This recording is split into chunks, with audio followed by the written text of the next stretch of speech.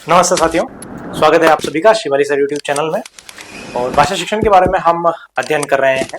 और भाषा शिक्षण जो हमारे सभी शिक्षक भर्तियों में लगती है और सभी विषयों को लेकर हम बात कर रहे हैं। इससे पहले 5 क्लासें हो चुकी हैं। अगर आपने वो नहीं देखी है तो आई बटन में मैं वो लगा दूंगा, आप वहाँ पे भी देख सकते हैं। और मैं प्लेलिस्ट में जाके जो भाषा शिक्षण है यानी कि शिक्षण विधियों का एक फोल्डर बनाया हूँ, उसमें आप जाके सारी क्लासेस देख सकते हैं। तो आज हम जिस शिक्षण विधि का अध्ययन करेंगे उसका नाम है भाषा शिक्षण विधि। अब भाषा शिक्षण विधि क्या होती है, भाषा शिक्षण विधि पर किस प्रकार के प्रश्न बनाए जाते हैं और किस प्रकार के प्रश्न आते हैं, उसके बारे में हम विस्तृत से आज अध्ययन करेंगे। भाषा शिक्षण विधि हम शुरू करें उससे पहले थोड़ा सा उसका बेसिक जो नॉलेज है उसका हम ले लेते हैं। देखिए, भाषा शिक्षण विधि में होता क्या है कि जैसे मान लीजिए आपका कोई कमरा है जहां आप रह रहे हैं, उसी प्रकार का एक कमरा होता है और उस कमरे में क्या होता है कि सारा इक्विपमेंट लगाया हुआ होता है, जैसे ग्रामोफोन हो गया, लिंगवाफोन हो गया, टेप रिकॉर्डर हो गया। तो इस तरीके से और बालक को जो वर्ण, जो शब्द, जो वाक्य अगर नहीं पढ़ने आ रहा है या उस बोलने में अशुद्धता हो रही है तो वो वहां जाएगा और जाने के बाद में वो ईयरफोन या जो भी इक्विपमेंट होगा उसके माध्यम से वो शब्द सुनेगा या फिर टीचर के माध्यम से वो रिकॉर्ड करवा दिया और रिकॉर्ड करने के बार बार उसको उच्चारण करवाएगा और सुनेगा। ठीक है, और बार बार उच्चारण करेगा। जैसे मान लीजिए कि आप अभी एक नया शब्द वर्ण जो है वो जुड़ा गया, ठीक है, इस तरीके का उस वर्ण की आकृति है, ठीक है, ल लिखते हैं ना, तो उसी तरीके से मैं ये बात भी बता दूं आपको कि पहले कितने थे और अभी कितने हैं। ठीक है, जैसे पहले 52 वर्ण थे हिंदी में, हिंदी वर्ण वाला में, और अभी ये एक और जुड़ गया है, तो टोटल कितने हो गए? 53 अभी हो चुके हैं। तो जैसे कि आपको ये वर्ण का उच्चारण बार बार नहीं आ रहा है तो आप क्या करेंगे कि इसका किसी शिक्षक के माध्यम से रिकॉर्ड करवा देंगे और रिकॉर्ड करने के बाद में भाषा प्रयोगशाला में जाएंगे और वहां पर जो भी इक्विपमेंट पड़े होंगे या फिर आप जैसे लिंगोफोन है, ग्रामोफोन है, तो उसके माध्यम से वो शब्द टाइप करेंगे या फिर वो जो शब्द वहां पे होगा, ठीक है, उसके वहां पर जाके आप उसको बार बार सुन सकते हैं और उसको सुधार सकते हैं। तो इसका जो उच्चारण आता है ल, जैसे कि आप जैसे उच्चारण बोलेंगे तो ये तो मैं रफली बता रहा हूं आपको कि आधा अण और ल, तो इस प्रकार का जो उच्चारण है इसका आता है। ठीक है, तो ये एक नया वर्ण जो है अभी जोड़ा गया है और इसको मान्यता दी गई है। तो आज का जो हम लेसन है उसको हम शुरू करने जा रहे हैं और उसका नाम है भाषा शिक्षण की भाषा प्रयोगशाला, भाषा शिक्षण की विधियों में। सबसे पहले हम देखते हैं कि इसके प्रवर्तक कौन है। प्रवर्तक जो पहला नाम आता है वो आता है जॉन लॉरेंस स्टोलरो,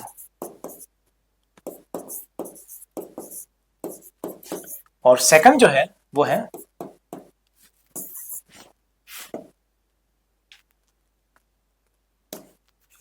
सेकंड नाम है डेनियल डेविस। डेनियल डेविस,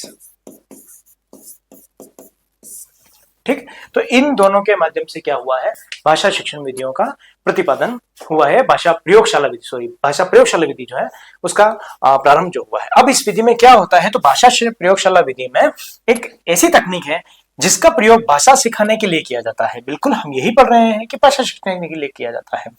इस विधि में छात्रों को भाषा सीखने के लिए ऑडियो विजुअल उपकरणों की ऐसे उपकरण, जैसे कि मैंने अभी बताया था ऑडियो तो कौन से हैं, तो जैसे कि लिंगवाफोन हो गया, है ना, इन सब के बारे में डिटेल से हम पढ़ेंगे। लिंगवाफोन, ग्रामोफोन, है ना, ये जब हमारे दृश्य श्रव्य सामग्री आएगी उसमें पूरा आएगा।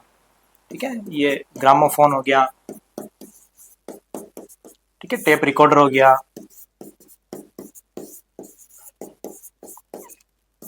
तो इस प्रकार के जो उपकरण हैं उनका उपयोग किया जाता है। तो यही भी लिखा हुआ है कि मल्टीमीडिया संसाधन और विशेष सॉफ्टवेयर का उपयोग किया जाता है जिसमें उसकी रिकॉर्डिंग की जाती है। ठीक है, यह विधि खासतौर पर दूसरी या विदेशी भाषाओं जैसे कि अंग्रेजी, फ्रेंच, स्पेनिश या कोई भी अलग लैंग्वेज जो बालक सीखना चाहता है। अब देखिए, आपने कहीं कहीं देखा होगा कि कोई ऐसा व्यक्ति है जो अलग भाषाएं सीखना चाहता है, तो वो क्या करता है, उससे संबंधित मूवीज देखता है। जैसे स्पेनिश भाषा देखने तो स्पेनिश भाषा की वो मूवीज देखेगा, या फिर उसका बार बार जो है कोई गाना सुनेगा, या फिर उसका किस तरीके से उच्चारण होता है। कन्नड़ हमें सीखनी है तो उसका उच्चारण सीखेंगे। ऐसा तो नहीं है कि हम कन्नड़ डायरेक्ट पढ़ के सीख लें, क्योंकि हमें तो आ ही नहीं रहा। उच्चारण सीखेंगे तो हम क्या करेंगे, कि अब हम बालकों भी क्या करते हैं, जैसे बालक विद्यार्थी जो विद्यालय में आता है उसको हम उच्चारण करवाते हैं पहले, और उच्चारण करवाने के बाद हम उसका क्या अक्षर बोध करवाते हैं, उसको बताते हैं कि ये इस उच्चारण का ये अर्थ है, इसको हम इस उच्चारण के माध्यम से जो है प्रदर्शित करते हैं। तो ये सभी चीजें हैं। तो दूसरी भाषाएं जितनी भी होती हैं, अगर कोई अलग भाषाएं सीखना चाहता है, या हिंदी भाषा की ही बात करें, ये तो यहाँ पे दूसरी विदेशी भाषाएं होगी, लेकिन हिंदी भाषा में भी हम सुधार करना चाहें तो हम भाषा प्रयोगशाला के माध्यम से बखूबी उसको कर सकते हैं। बढ़ते हैं आगे और देखते हैं नेक्स्ट चीज क्या है कि इसके उद्देश्य क्या है, कि भाषा प्रयोगशाला आखिरकार क्या काम आती है, क्यों इसका प्रतिपादन हुआ और क्या आवश्यकताएं हैं। आवश्यकता हम जानते हैं कि आज भी भारत में 90% लोग ऐसे हैं जो शुद्ध हिंदी नहीं बोल सकते हैं। उत्तर प्रदेश और इसका इलाका थोड़ा सा अलग है, वहां पे मुख्य भाषा ही वही है ना, तो उनका उच्चारण राजस्थान जो लोग हैं उनसे ज्यादा बेटर होता है और शुद्ध होता है। तो इस तरीके से अब ये इनका आवश्यकता क्यों है, भाषा प्रयोगशाला की आवश्यकता क्यों है, उसके बारे में हम पढ़ लेते हैं। पहला ही बिंदु आता है छात्रों के श्रवण और उच्चारण कौशल को सुधारना। बिल्कुल सही बात है कि भाई जो उच्चारण क्षमता है, बालक मैंने अभी बताया ना कि भाई कोई है छ को, जैसे ये श होता है, अब इसको कोई छ पढ़ता है ना, जो छ होता है उसको श पढ़ता है, ठीक है, कोई त्र को त्री पढ़ता है, तो ये क्या है, ये गलत उच्चारण है। तो अब इसके लिए क्या किया जाता है कि इसमें श्रवण पहले सुनाया जाता है उसको कि इस तरीके का उच्चारण होता है, ग्रामोफोन, लिंगोफोन और जो टेप रिकॉर्ड होता है उनके माध्यम से, उसके बाद में उनका उच्चारण सही करवाया जाता है। दूसरी बात है कि उनमें आत्मविश्वास बनता है। अब जैसे कि कोई बालक नहीं है, अब जैसे मान लीजिए अभी मैंने आपको ये उच्चारण समझाया, ल कहते हैं इसको, तो अब आपको समझ में आ गया कि यार आधा अणा है और ल है, तो इस तरह की मिक्स की जो ध्वनि है वो ल कह जाती है, ये नया शब्द हमें जुड़ा है। अब आप में कॉन्फिडेंस आ गया कि ले कौन सा शब्द नया आया है, बता, मैं बताता हूँ इसका उच्चारण क्या है। अब आपको समझ में आ गई ये बात। तो ये क्या हो गया, इसमें आपका कॉन्फिडेंस बढ़ गया। अगर आप कोई पहले कोई पूछ लेता जिससे आपसे ये शब्द का, ये वर्ण का उच्चारण नहीं आता, तो थोड़ा सा डर लगता है कि यार ये तो कहीं मैं गलत ना बोल दूं। तो इस तरीके का क्या उसमें आत्मविश्वास, कॉन्फिडेंस डेवलप्ड होता है। छात्रों को भाषा का सही उच्चारण बिल्कुल और लहजा, उसकी ध्वनि परिवर्तन को सीखने में मदद करती है। जैसे कि किस शब्द को कैसे बोला जाता है, ठीक है, उस पर निर्भर करता है कि भाई क पर कितना जोर देना है, ख पर कितना जोर देना है, ग से गमला, और जैसे की बात करते हैं हम री और रे, ठीक है, एक मात्रा बड़ी होती है, एक मात्रा छोटी होती है, तो किस पर अधिक जोर देना है, किस पर कम जोर देना है, तो ये सब क्या करते हैं कि इसके माध्यम से सिखाते हैं। अब ये क्या है, री, जैसे कि इसको हम स्वर को थोड़ा ऊपर खींचेंगे, ई की मात्रा को, इसका थोड़ा सा लाइट वेट होगा, यानी कि री छोटा सा हम बोलेंगे और इसका री ज्यादा जोर से बोलेंगे इसको, है ना। तो इस तरीके से क्या उसका लहजा कैसा है, ध्वनि में उसमें क्या है कि किस तरीके की ध्वनि उसमें उच्चारण करनी है ना, घोष कैसे हैं, अघोष कैसे हैं, कहाँ से बोले जाते हैं, तो ये सभी क्या है यहाँ से सिखाए जाते हैं। नेक्स्ट है कि भाषा के विभिन्न पहलुओं जैसे वाक्य संरचना, व्याकरण और शब्दावली को व्यवहारिक रूप से सिखाना होता है इसमें, कि कोई भी जो हम विषय वस्तु पढ़ रहे हैं उसकी वाक्य संरचना क्या है। जैसे कि आपने बोला कि सोहन आज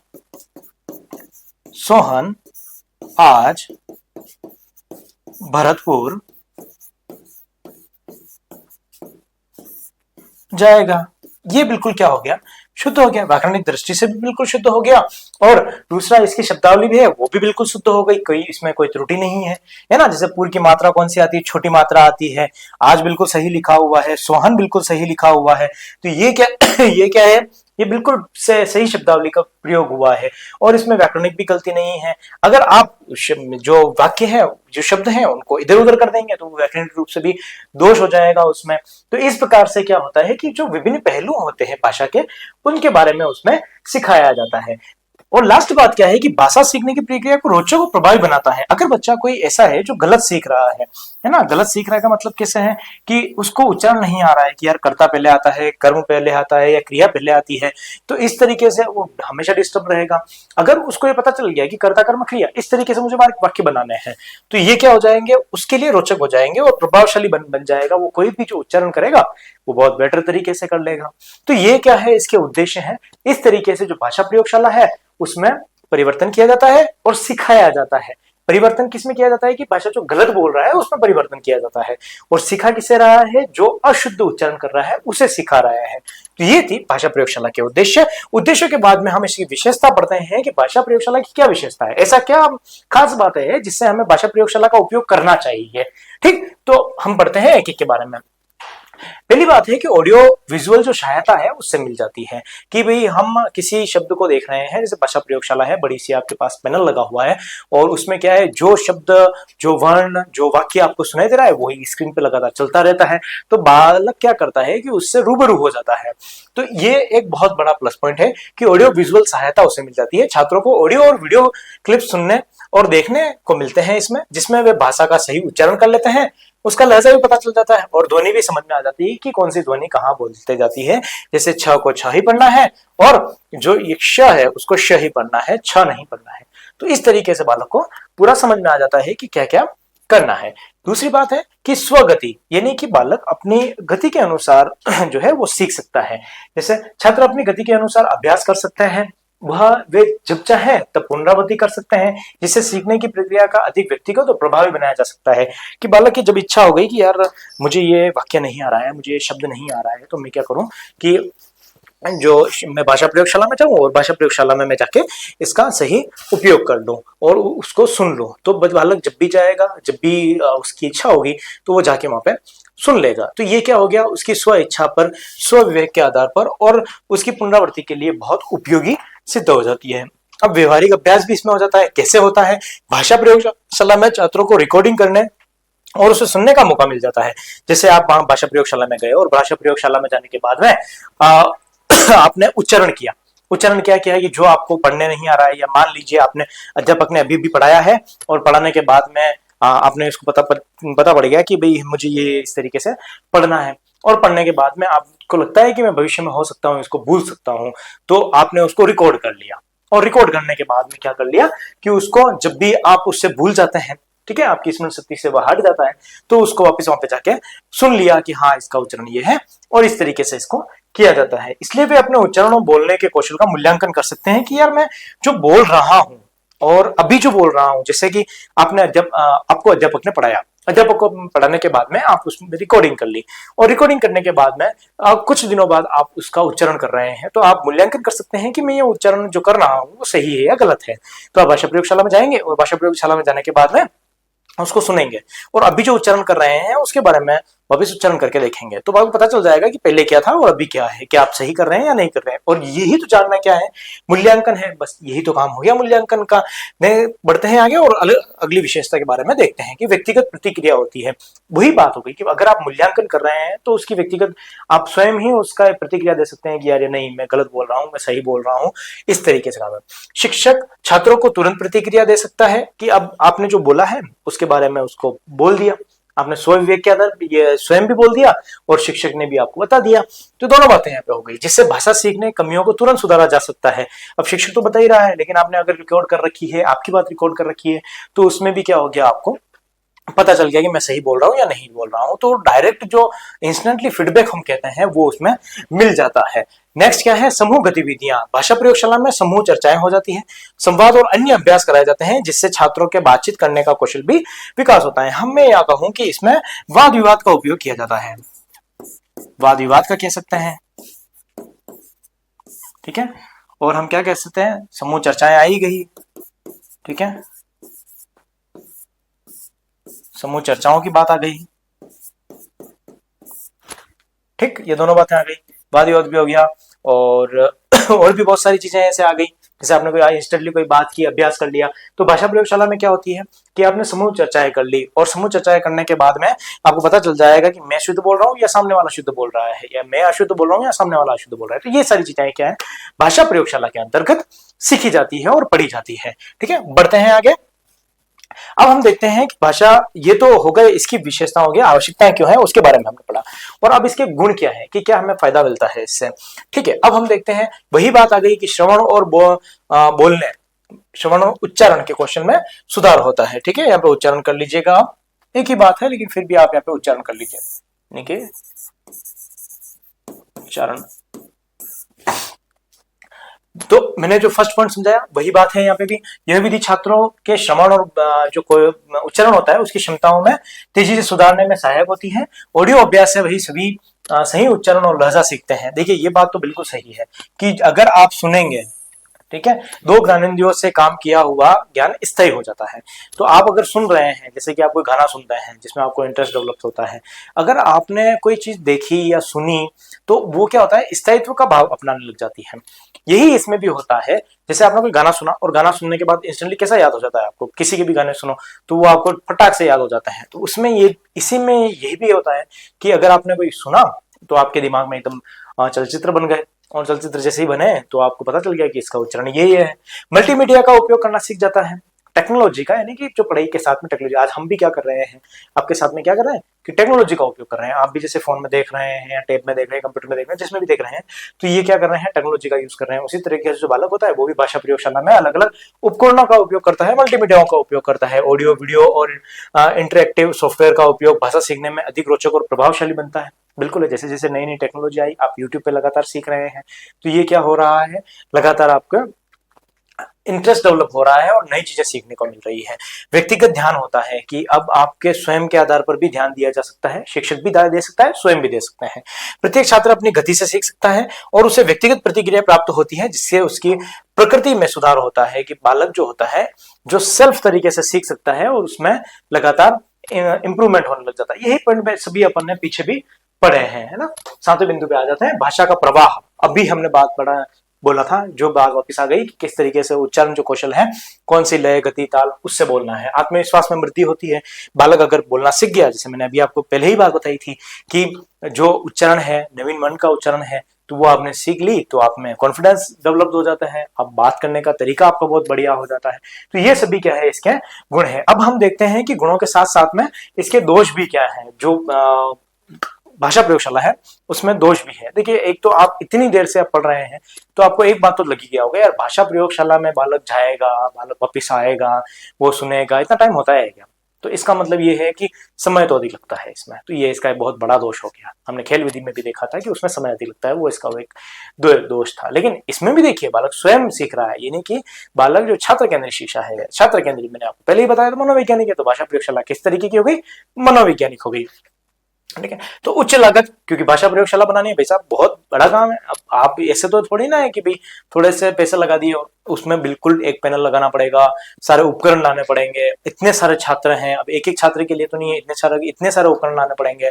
तो ये सारा क्या है भाई, लागत भी, तो पैसा भी तो ज्यादा इन्वेस्ट होगा, तो एक बहुत बड़ी समस्या है। और सरकारी स्कूलों में इतना फंड तो आता नहीं है इंस्टेंटली, तो ये बड़ी दिक्कत है। दूसरा है तकनीकी समस्याएं। मान लीजिए अगर आपको इन लगा कि यार मुझे तो ये शब्द सुनना है, और जैसे टेप रिकॉर्डर ऑन किया और ऑन करते करते आपको पता चला कि यार इसमें तो सेल ही नहीं है, तो तकनीकी समस्या हो गई है।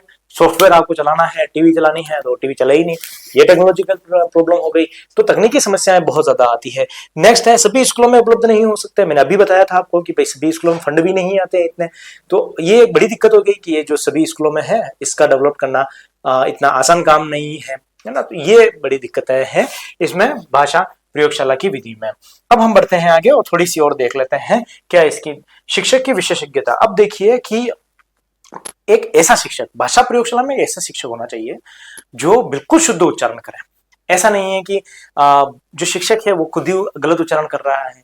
तो एक शिक्षक ऐसा होना चाहिए जो जिसमें उसकी पकड़ बहुत अच्छी हो। तो ये बहुत आवश्यक है, ये बिंदु बहुत आवश्यक है। भाषा प्रयोगशाला का सही उपयोग करने के लिए शिक्षकों को प्रशिक्षित होना प्रभाव कम हो सकता है कि यानी कि अगर अध्यापक अच्छा प्रशिक्षण वाला होगा तो ही भाषा प्रयोगशाला चला सकेगा, बाकी नहीं चला सकता।